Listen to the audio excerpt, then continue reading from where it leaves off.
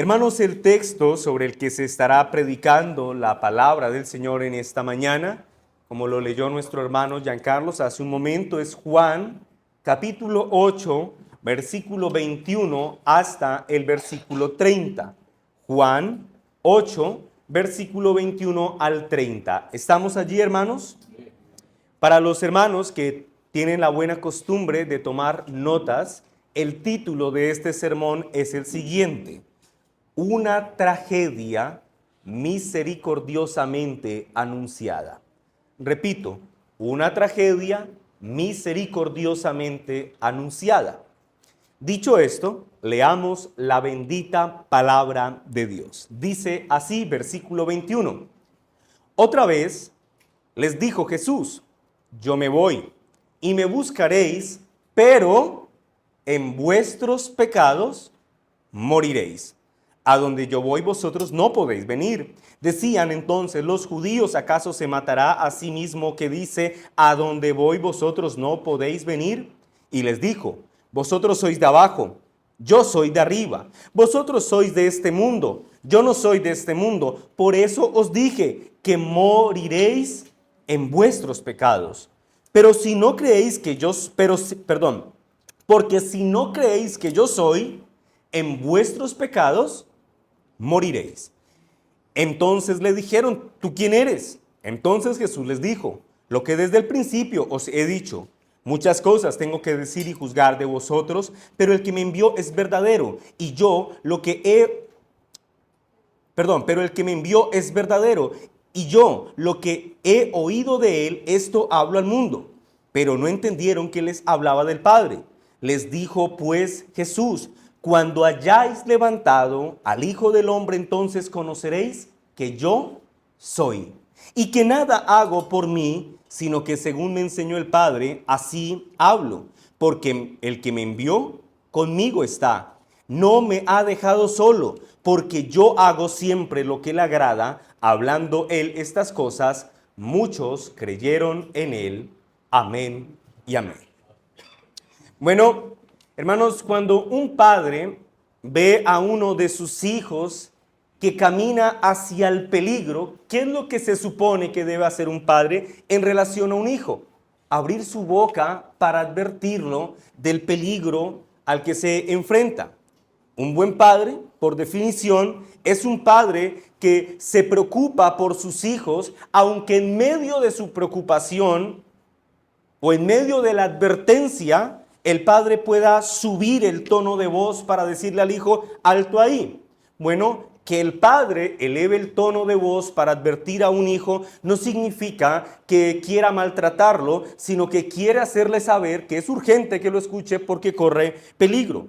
Piensen, por ejemplo, los que tenemos niños pequeños, en un niño, en uno de nuestros niñitos que coge un tenedor y empieza a jugar con el tomacorriente, a meterlo en el tomacorriente. ¿Qué debe hacer un padre amoroso o una madre amorosa que ve a su hijo jugar tan cerca con el peligro? Bueno, debe gritar, debe insistirle que si juega en ese lugar va a tener consecuencias terribles. Bueno, en este ejemplo, pregunto yo, ¿la advertencia que el padre hace con un tono de urgencia es un acto de mezquindad? ¿Es un acto condenatorio? La respuesta es no. Más bien, podríamos decir que la advertencia hecha por un padre a un hijo que juega con el tomacorriente es un acto de misericordia fundamentado en el amor que ese padre tiene en relación a su hijo.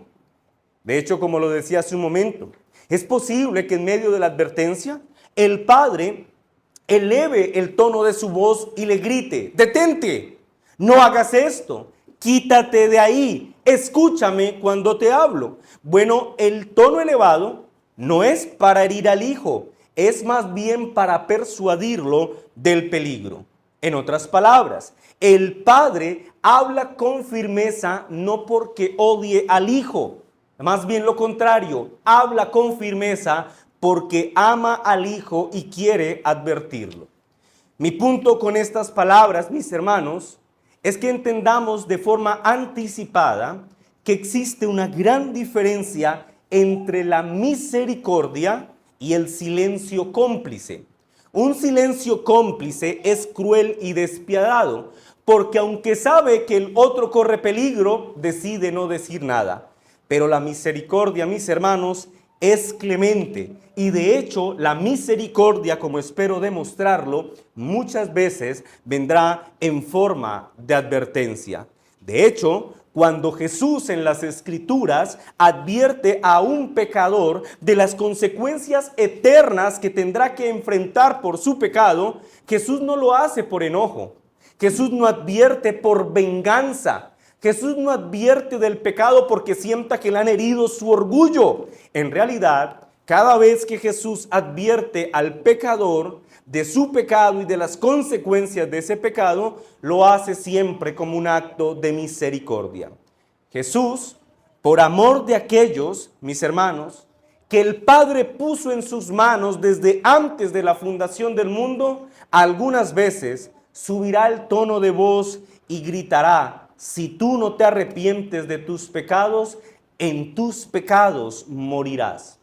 Así pues, la advertencia que Jesús hace en el texto que acabamos de leer, lejos de ser vista como un acto cruel o como un acto de enemistad, tiene que ser entendido como un acto de gracia, es decir, como un acto de un favor inmerecido. En otras palabras, cada advertencia que encontremos de Cristo en relación a los pecadores es una manifestación de gracia y misericordia, en donde al advertirnos nos está recordando que si no paramos de caminar en nuestra maldad, las consecuencias que tendremos que enfrentar en el futuro serán dolorosísimas, terribles. En nuestro texto, Juan capítulo 8, versículo 21 al 30, Jesús, recuerden que está hablando con un grupo de hombres que lo ha venido persiguiendo, rechazando, menospreciando, y que incluso, como lo indica el versículo 19, se han burlado de él. Sin embargo, en vez de dejarlos desprovistos de toda oportunidad, el Señor, en un acto de misericordia extendida, una vez más los advierte del peligro, diciéndoles: si ustedes no paran de caminar por su senda de perversión, en vuestros pecados moriréis.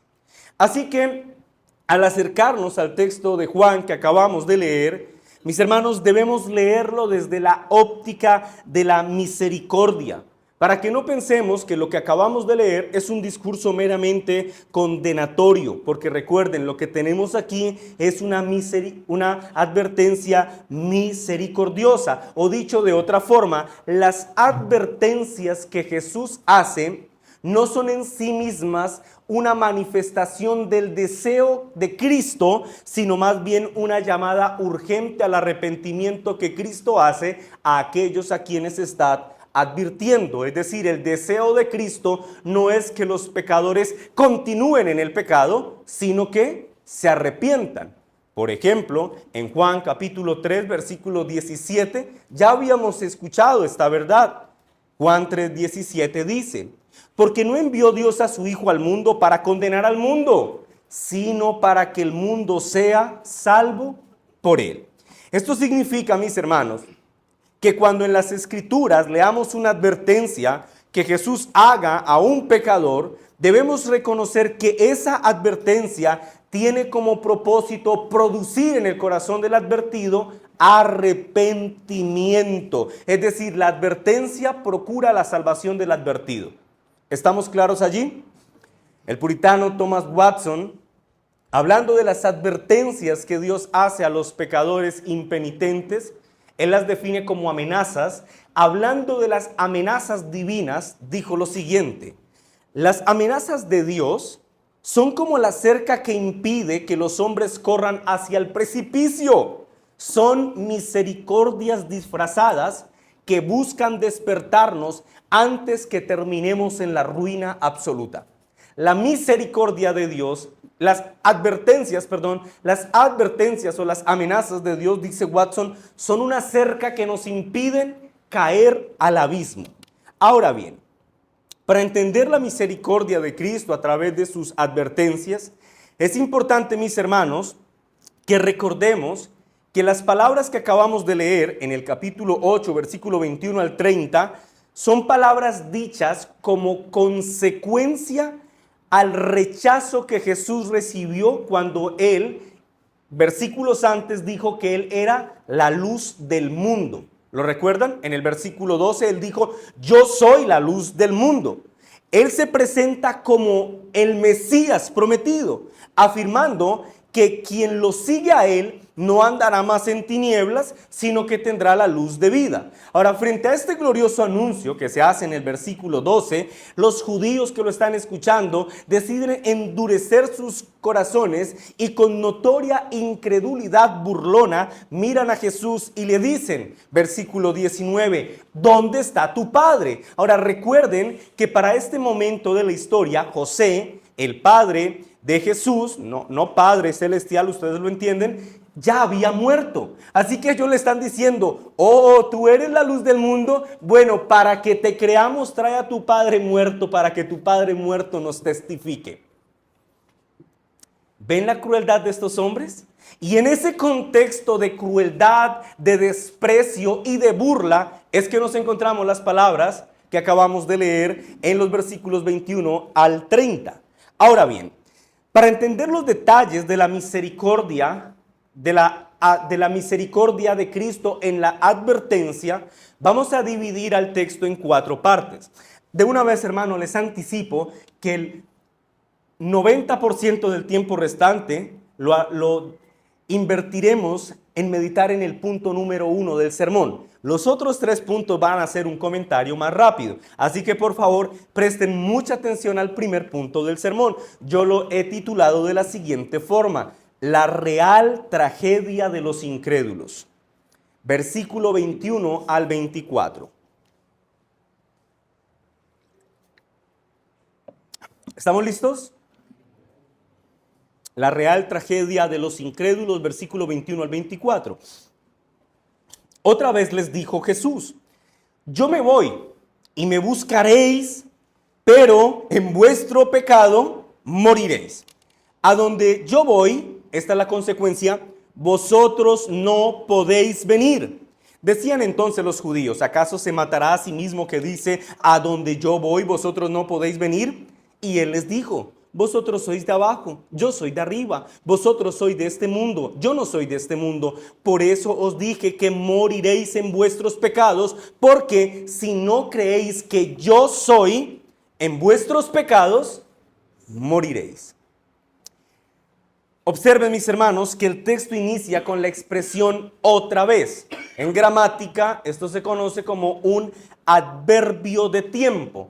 El adverbio de tiempo indica la repetición de una acción. ¿Y cuál es la acción que se repite aquí? El verbo. ¿Y cuál es el verbo? Dijo. Es decir, Jesús nuevamente les está hablando, indicando, la construcción gramatical indica que una vez más Jesús se va a dirigir a ellos en esta oportunidad, no para decirles que es la luz del mundo, sino con unas advertencias misericordiosas. Miren, ustedes me han rechazado, pero yo nuevamente en un acto de misericordia les volveré a hablar para que se arrepientan y crean que yo soy, como indica el versículo 24. Ahora, luego, a estos que los han despreciado, Jesús les dice, yo me voy, anunciándoles proféticamente que en poco tiempo, aproximadamente en 4 meses desde esta narración, Él regresaría al Padre Celestial tras su muerte y su resurrección. Y cuando esto ocurra, el texto dice, el versículo 21 dice que ellos lo buscarán. Pero este buscar de estos judíos, desde luego no es una referencia a la búsqueda de Jesús que hace un hombre que está arrepentido de sus pecados. Nosotros podemos entender esto por el contexto. Así que probablemente ese me buscarán cuando Él muera y resucite es una referencia a que lo busquen en su tumba porque no encuentren su cuerpo. Pero la explicación más convincente que podemos darle a la expresión me buscarán y no me encontrarán es a que ellos en un intento desesperado en sus lechos de muerte, tratarán de buscar a Cristo y no lo hallarán. Y eso lo entendemos por la expresión que dice a continuación: en vuestros pecados, ¿quiénes morirán? Ellos. En vuestros pecados moriréis. Así que es como si Jesús quisiera decirles lo siguiente: ya que lo han rechazado a Él en esta vida y no han creído que Él es la luz del mundo, entonces cuando ustedes incrédulos estén en su lecho de muerte, en aquel día ese al que rechazaron no estará presente para ayudarlos en medio de su aflicción y desespero. Y esto, mis hermanos, si ustedes lo piensan bien, es francamente tenebroso. Piensen en cualquier hombre o cualquier mujer que ustedes sepan que haya escuchado de la misericordia de Cristo, que se le haya predicado el evangelio, incluso que se haya beneficiado de la comunión con la iglesia de Cristo, pero con todo y eso, un día tome la decisión de rechazar a Cristo como Señor y Salvador. Ciertamente al final de sus días, esa persona recordará que la mano abierta de Dios en el evangelio se extendió para socorrerlos. Y ese recuerdo hará que dentro de ellos las voces de su conciencia retumben como sonido de cascada gritando: tú despreciaste a Cristo y por eso hoy en tu muerte estás desprovisto de todo consuelo. Aquellos hombres en su muerte no experimentarán ningún tipo de paz, es lo que dice el texto. Solo habrá para ellos tenebrosa desesperación al ser conscientes que sus fuerzas vitales se están extinguiendo y que ahora tendrán que asumir las consecuencias eternas de morir en sus pecados, sea lo que sea que eso signifique. Es como diría William Hendrickson: la ira de Dios caerá sobre ellos, por lo que ellos irán a un lugar de perdición eterna y de allí no podrán salir. Ciertamente no lo harán, no podrán ir a donde Jesús va. Es decir, ellos, quienes rechazaron a Jesús, dice Hendrickson, nunca podrán ver el rostro del Dios Padre. Ahora, hermanos, yo quiero que ustedes observen, después de esta tenebrosa advertencia, que ustedes observen que aunque el texto en 3 oportunidades cita la expresión en vuestro pecado moriréis, el texto no define lo que eso significa. Lo afirma, pero no lo define. De hecho, la expresión morir en pecado es una expresión que se utiliza con relativa frecuencia en el Antiguo Testamento. Curiosamente, tampoco se explica lo que eso significa. Yo creo, mis hermanos, que la razón por la que no hay una definición explícita en las Escrituras en relación a lo que significa morir en pecado, mis hermanos, esta falta de definición sugiere que morir en pecado apunta a una situación tan horrorosa y tan terrible que no hay palabras para poder definir lo que esto pueda significar al hombre. Sin embargo, para efectos de nuestro entendimiento, y desde luego fielmente adheridos al contexto del Evangelio de Juan, nosotros sí podemos afirmar lo que podría significar morir en pecado. A la luz del Evangelio de Juan, una afirmación breve podría ser la siguiente: morir en pecado es simplemente morir sin arrepentimiento genuino. Por lo tanto, sin que nuestros pecados hayan en Cristo sido expiados. Sin duda, mis hermanos, morir, lo voy a decir así, vivir y morir en pecado es por lo tanto la catástrofe más grande que tenga que enfrentar cualquier hombre sobre la tierra. Si morir en pecado implica quedar separado de Cristo por la eternidad, entonces sin duda, mis hermanos, esta es la catástrofe más terrible que cualquier hombre tenga que enfrentar. Es como si Jesús en este texto dijera con voz firme y profundamente impregnada de amor y misericordia, al mirar a sus detractores, mirándolos a los ojos, les dijera: escúchenme por favor, crean en mí. Crean en mí para que no mueran en sus pecados, porque si ustedes mueren sin arrepentirse de su maldad, entonces ustedes quedarán separados de mí, del Padre y del Espíritu Santo por toda la eternidad. Hermanos, ¿pueden ustedes imaginar esto? Esto es terrible. Quedar separado eternamente de la gracia y la misericordia de Dios es lo peor que cualquier hombre tenga que enfrentar. Y yo, hermanos, quiero hacer una solemne advertencia a todos ustedes en este punto del sermón. Por favor, no tomen estas palabras a la ligera en sus corazones. Es decir, alguno puede estar diciendo, oh sí, pastor, usted tiene razón, el que no se arrepienta irá al infierno. Y esto es cierto porque así la Biblia lo afirma. Y escúchame, tu razonamiento es correcto, tu deducción es ciertísima. Pero no lo digas simplemente como, sí, eso es lo que pasará. No quites el asombro, el horror y la tristeza de tu corazón al considerar que esto es lo que ocurrirá con todos tus familiares no convertidos al cristianismo. Morirán en sus pecados y quedarán eternamente separados de Cristo. Irán al infierno, seguro que quedarán dormiditos allí. Hermanos, el infierno por definición es un lugar de castigo consciente.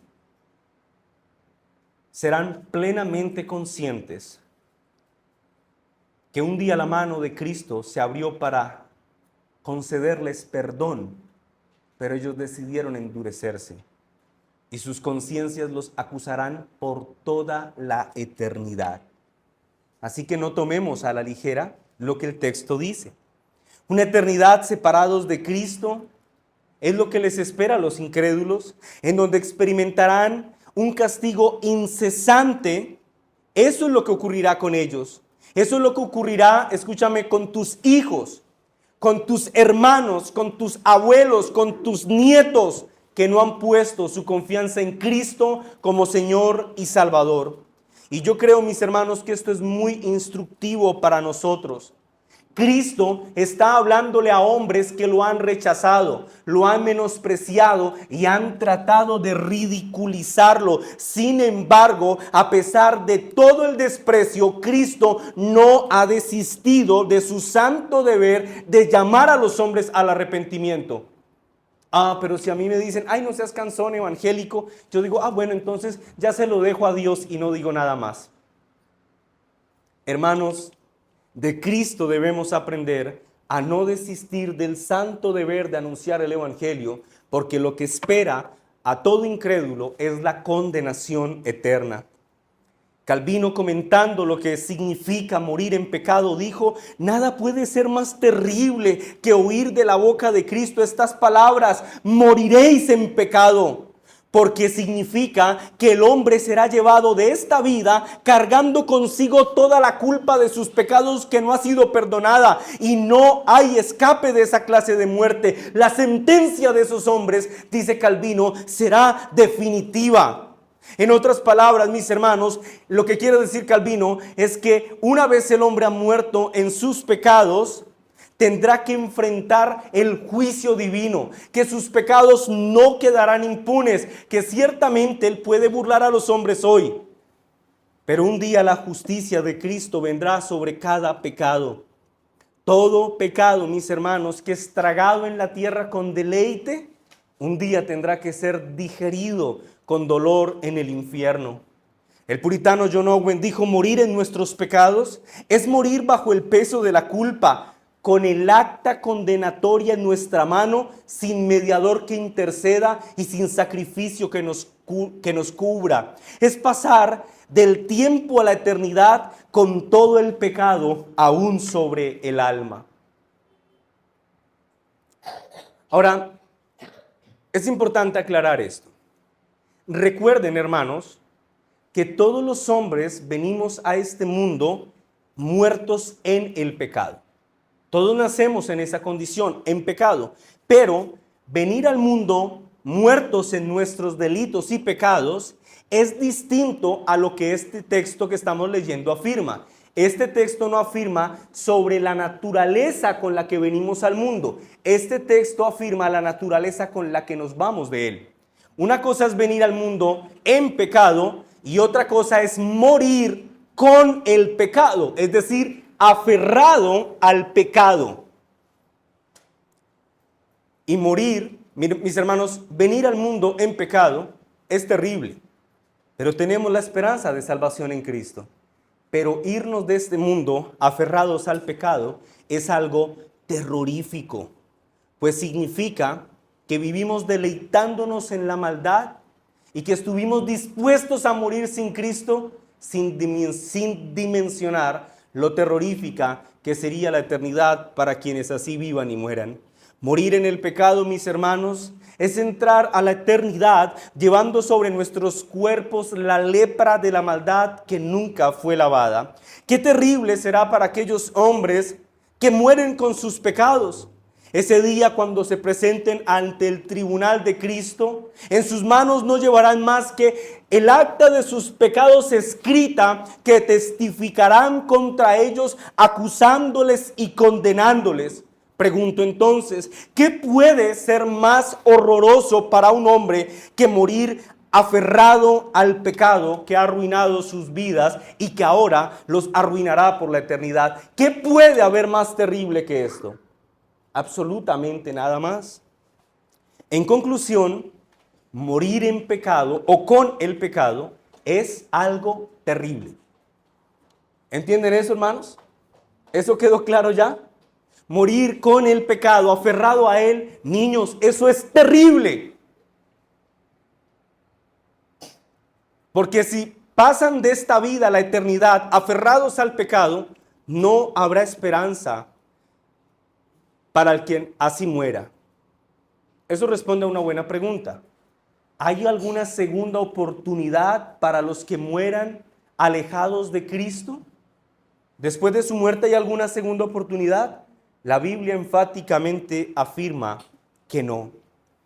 Morir en pecado entonces es terrible. ¿Pero por qué es tan malo? Bueno, un tiempito de castigo por lo que se hizo mal, pues de repente es hasta justo.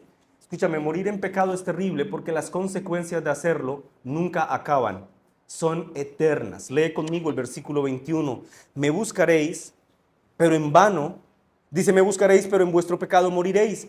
A donde yo voy, mira lo que dice el texto, vosotros, esta es la consecuencia eterna, vosotros no podéis venir. En otras palabras, el que rechaza a Cristo de este lado de la eternidad, sufrirá las consecuencias eternas de su pecado. Es decir, quedará separado del Dios Padre, el Hijo y el Espíritu por todos los siglos. Nunca podrá estar con ellos. Y yo creo que todos estamos de acuerdo en que esta es una advertencia muy fuerte. La consecuencia de persistir en el pecado es terrorífica. Pero yo quiero, hermanos, que ustedes por favor no pierdan de mente lo que voy a decir. Recuerden que al inicio del sermón insistí bastante en decirles que esta era una advertencia con una característica. ¿Cuál era esa? Era una advertencia misericordiosa. Dios, cuando advierte, está siendo misericordioso. Ya hemos visto lo terrible que será morir en pecados. Bueno, entender lo terrible que eso significa debe ayudarnos, como lo leímos hace un momento de Watson, a que esa advertencia sirva como una cerca para que no sigamos avanzando hacia la maldad.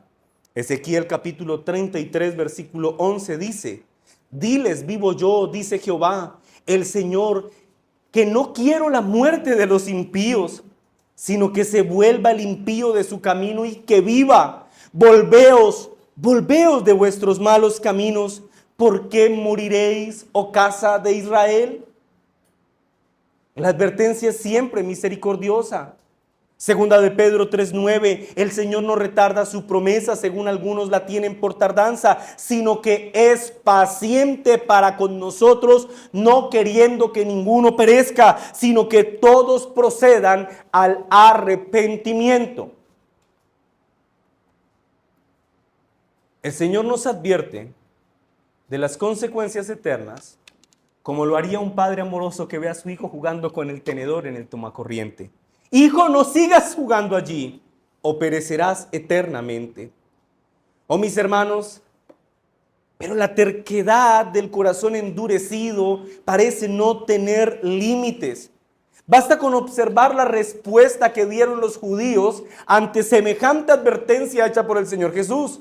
Versículo 22. Decían entonces los judíos, mira la conclusión a la que llegaron estos hombres. ¿Están allí, hermanos? Versículo 22.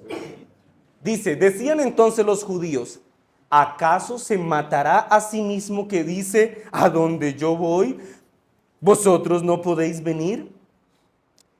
Evidentemente ellos no entendieron que la advertencia era un acto de misericordia.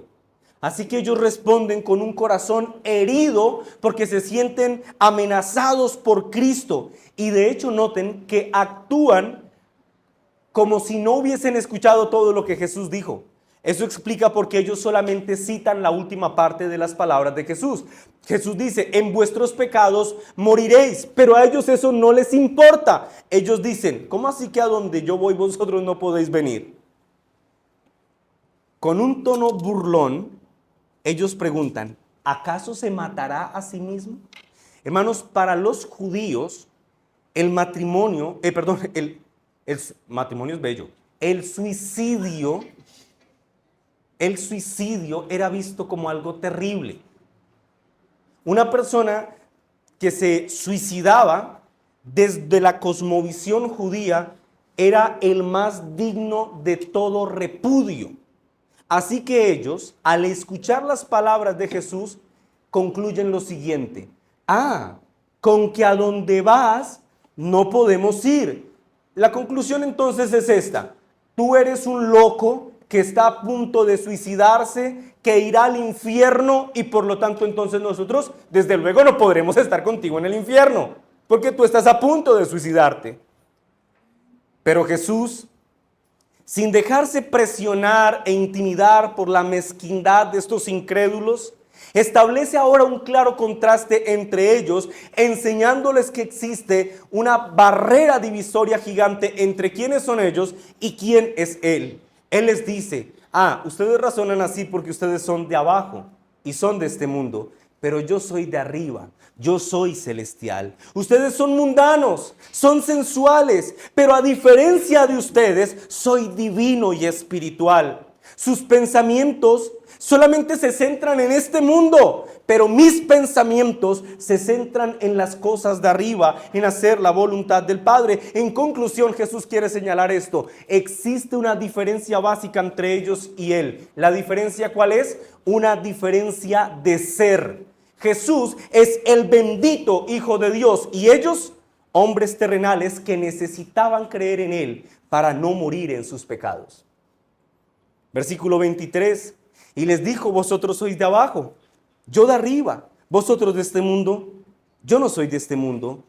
Ahora, en lo que yo, hermanos, he definido como un acto de exagerada misericordia, una vez más, el Señor ilumina frente a estos hombres el camino que deben seguir si es que no quieren enfrentar su condenación eterna. Versículo 24.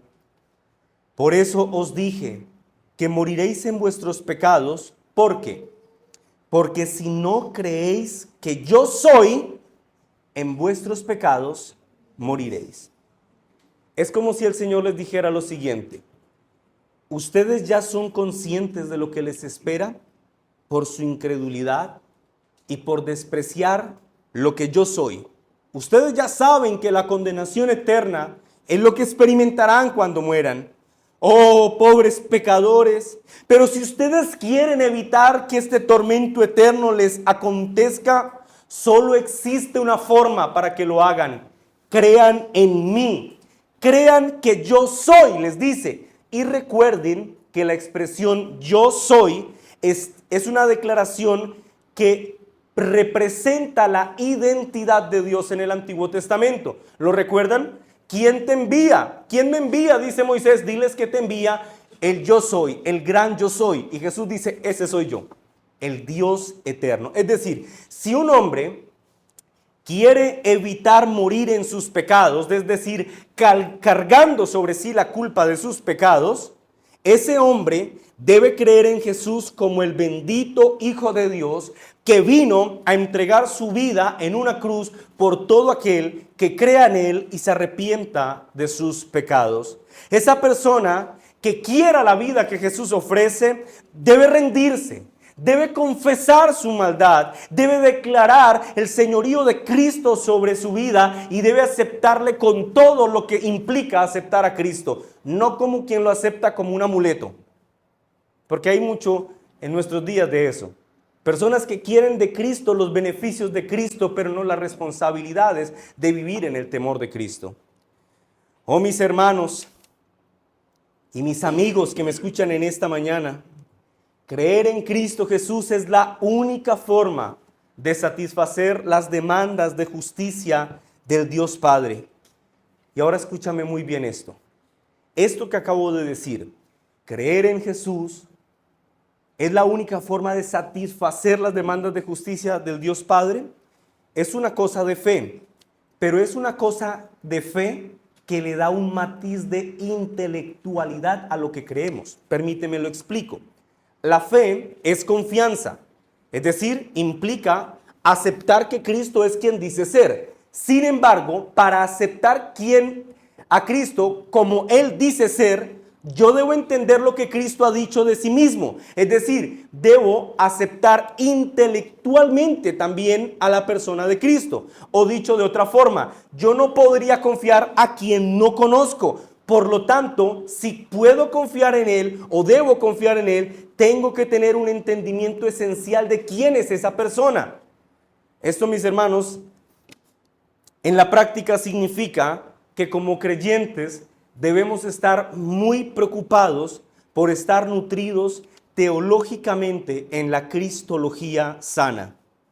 Ustedes, hermanos, deben ser cuidadosos de los sermones que escuchan, de los libros que leen. Escúchenme, si ustedes escuchan sermones en YouTube y leen libros o escuchan audiolibros, que no los estén llevando a ver a Cristo, su gloria, su hermosura, su belleza. Si eso no está pasando, mira, tú tienes que desinstalar la aplicación de YouTube de tu celular o de tu televisor, porque no te está sirviendo de nada. Si lo que tú estás leyendo para alimentarte espiritualmente te ayudó a entender que tú eres un berraco y que no hay problema que no puedas superar, pero no te mostró a Cristo, entonces no has entendido nada. Creer en Cristo, mis hermanos, es un acto de fe, pero la fe no es un acto desprovisto de intelectualismo. Debemos creer en Cristo. Luego, para creer debemos conocerlo. Creyentes, estén profundamente interesados en nutrirse cristológicamente de la verdad. Luego, esto me lleva al segundo punto de mi sermón. Les dije que el primero era el más largo. Segundo punto del sermón, versículo 25 al 27. Yo lo titulé La identidad de Cristo. Entonces le dijeron, ¿tú quién eres? Entonces Jesús les dijo, lo que desde el principio os he dicho. Muchas cosas tengo que decir y juzgar de vosotros, pero el que me envió es verdadero y yo lo he oído de él y esto hablo al mundo. Pero no entendieron que les hablaba del Padre. Con notoria arrogancia, como lo sugiere el texto en el original, estos hombres le preguntan, ¿y tú quién eres? Para decirnos que si no creemos en ti en nuestros pecados moriremos. Algo así como, ¿y este quién es? ¿Este quién se cree? De hecho, en el original, el pronombre tú está enfatizado para mostrar el desprecio, algo así como el asco que estos hombres tenían hacia Jesús. Y este pobre hombre al que su padre se le ha muerto y que ha dicho que es la luz del mundo, ahora va a decirnos que si no creemos en él, pereceremos o moriremos en nuestros pecados. ¿Qué tal está igualado? Y sin darles muchas explicaciones adicionales frente al desprecio de estos hombres, el Señor les dice de forma preciosa, cuando le preguntan, ¿y tú quién eres? Él dice, lo que desde el principio os he dicho. ¿Y qué fue lo que les dijo desde el principio? Bueno, de acuerdo al Evangelio de Juan, podríamos decir que Jesús les dijo lo siguiente: yo soy el eterno, yo soy el inmutable, yo soy el verdadero Dios sobre todos los dioses, yo soy el bendecido por siempre, el Hijo eterno de Dios, el Dios hecho carne, el Mesías esperado, el Salvador de los pecadores, el único mediador entre Dios y los hombres, el Señor de la iglesia, el profeta, el rey, el sacerdote, el juez de todo el universo, la luz del mundo, el lucero de la mañana. Ese soy yo, el gran yo soy, y en mí necesitan creer si no quieren morir eternamente. Ese soy yo. Y Juan termina esta sección afirmando que los contradictores de Jesús no entendieron que les hablaba del Padre. Es decir, ellos no pudieron ver en las palabras de Jesús el tierno toque de la misericordia. Así muchos en nuestros días, que por causa de su amor al pecado, ven en Cristo a un enemigo al cual hay que vencer antes que un Salvador al que deberían aferrarse. Tercer punto del sermón, versículo 28. La exaltación en la cruz, ese es el nombre que le he dado a este punto. La exaltación en la cruz, versículo 28. Les dijo pues Jesús, escuchen esto, cuando hayáis levantado al Hijo del Hombre, entonces conocerán que yo soy. Es decir, entenderán que yo realmente dije quién era. Y que nada hago por mí mismo, sino que según me enseñó el Padre, así hablo. Estos hombres que han sido advertidos, ahora reciben un dato más. Una información adicional. Y lo que Jesús les dice es lo siguiente, y es que ellos no van a entender que Jesús era quien dijo ser hasta que no lo hayan crucificado. Es decir, después de que lo hayan asesinado en la cruz, ellos van a reflexionar y van a decir, este hombre realmente es o fue quien dijo ser. William Hendriksen, comentando este texto, dijo, una vez hayan clavado al Hijo de Dios en la cruz, se les abrirá la mente a la terrible verdad de que Él, el que clavaron en la cruz, en realidad era quien dijo ser el gran yo soy, y que sus palabras y acciones revelaron y representaron siempre las acciones del Dios Padre. Ahora, aquí hay una aclaración que hacer. El texto dice, ustedes conocerán que yo soy. Pero hermanos, por supuesto que esta no es una afirmación que quiera sugerir que ellos creerán. No todo conocer es creer. Realmente lo que esto significa es que ellos, al negarse a aceptar a Cristo por la fe y al clavarlo en la cruz, ese día cuando Jesús diga, cuando dijo, consumado es, allí, en aquel momento, estos hombres quedaron aterrados porque descubrieron para su propio horror que habían clavado en la cruz al bendito Hijo de Dios, el Mesías prometido. Es como si Jesús quisiera decirles que esta verdad se hará evidente para ellos demasiado tarde. Es decir, ellos entenderán que Jesús era el Hijo de Dios, ya sea en su lecho de muerte o en el juicio final. La implicación, mis hermanos, de este texto es evidente para nosotros. Y es que todo hombre que esté aferrado al pecado y no viva por la fe en Cristo Jesús, debe arrepentirse hoy, antes de que sea demasiado tarde. Hoy, antes de que con horror tenga que recordar estas palabras y diga, ¡oh, era cierto! El infierno era todo lo que esperaba por mí si no me arrepentía. Versículo 29 y 30. Este es el cuarto punto del sermón, que tiene por título la comunión del Padre. La comunión, perdón, del Hijo con el Padre.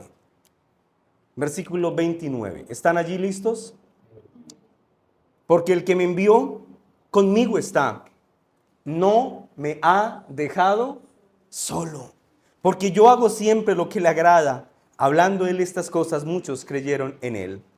Juan finaliza esta sección con una hermosa expresión de la naturaleza estrecha e íntima que existe entre el que envía, que es el Padre, y el enviado, que es el Hijo.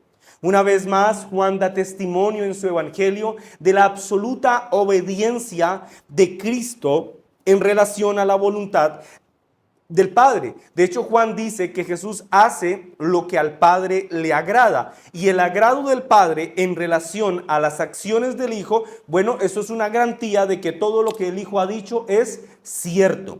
De hecho, muchos comentaristas que, valga la redundancia, comentan este texto, afirman que esta expresión de intimidad entre el Padre y el Hijo es el papel protagónico de esta sección. Es decir, el propósito de Juan es que entendamos que los pecadores irán al infierno si no creen en Cristo, y que esto es cierto porque Cristo y el Padre están unidos. Y la razón por la que están unidos es porque tanto el Padre como el Hijo son Dios. En consecuencia, o en conclusión, quien quiera una vida eterna con el Padre en los cielos debe tener una comunión honesta con el Hijo en la tierra. Quien rehúse la comunión con el Hijo en la tierra nunca verá el rostro de Dios. Quiero finalizar mi sermón con dos breves aplicaciones prácticas adicionales. La primera aplicación, y yo creo que hermanos probablemente todos la presienten, y es la urgencia evangelística. Hermanos, lo que espera por los incrédulos es estar separados del Dios Trino por toda la eternidad. Y Cristo nos da ejemplo de perseverar en el santo deber de anunciarles las buenas nuevas de salvación. Iglesia querida, escúchenme con atención, por favor. Ningún miembro de esta congregación o asistente regular podrá negar las palabras que voy a decir. El Señor nos ha hablado bastante sobre este asunto. El Señor nos ha hablado bastante sobre este asunto. La urgencia evangelística. Pero ahora escucha una advertencia misericordiosa.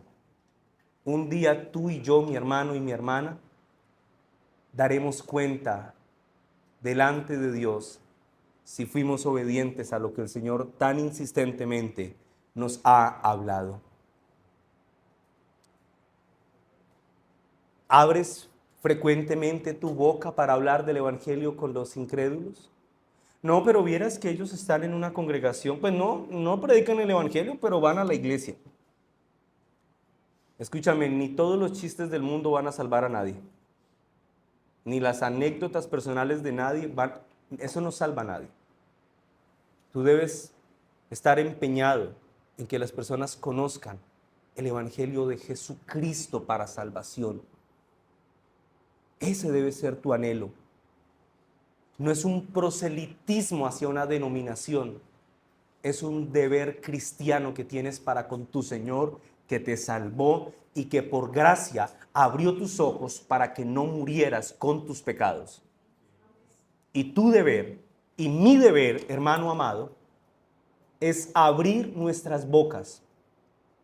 Cristo soberanamente añadirá a su pueblo a quien a él le plazca. Pero un día, escúchame hermano, tú y yo, delante del Señor rendiremos cuentas de si abrimos nuestras bocas o tuvimos, como lo señalé al inicio del sermón, un silencio cómplice. ¿Qué padre, papás, y los que ya no tienen a sus niños pequeños, pero los tuvieron en algún momento, y los que no tienen niños, pero apelan al sentido común, ¿Qué padre que ve a su niño con un tenedor de hierro metiéndolo entre el tomacorriente, se queda viéndolo hasta que se electrocute sin decir nada? ¿Alguno haría eso? Correríamos, gritaríamos. No, pero si se está electrocutando y lo toco, me electrocuto. ¿Quién piensa en eso? Nadie. Todo lo que queremos es preservarlo, porque no queremos que muera, ¿verdad? Hermanos, ¿por qué hay tanto interés en el cuerpo que se puede destruir, pero tanto desprecio hacia las almas que gozarán o padecerán eternamente, ya sea si viven en Cristo o mueren sin Él?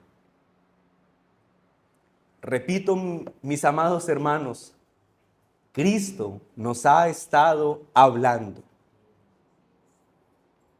Ahora, si este es el caso de alguno de los presentes que digan, mira, yo soy el que está jugando con el tenedor del pecado y el tomacorriente de la complacencia, tú hoy escuchaste la voz del Señor diciendo, detente, arrepiéntete y cree en mí para que no mueras con tus pecados, para que en el juicio final no llegues con tus manos llenas, con una libreta de anotaciones en donde estén todos tus pecados y ellos testificando contra ti.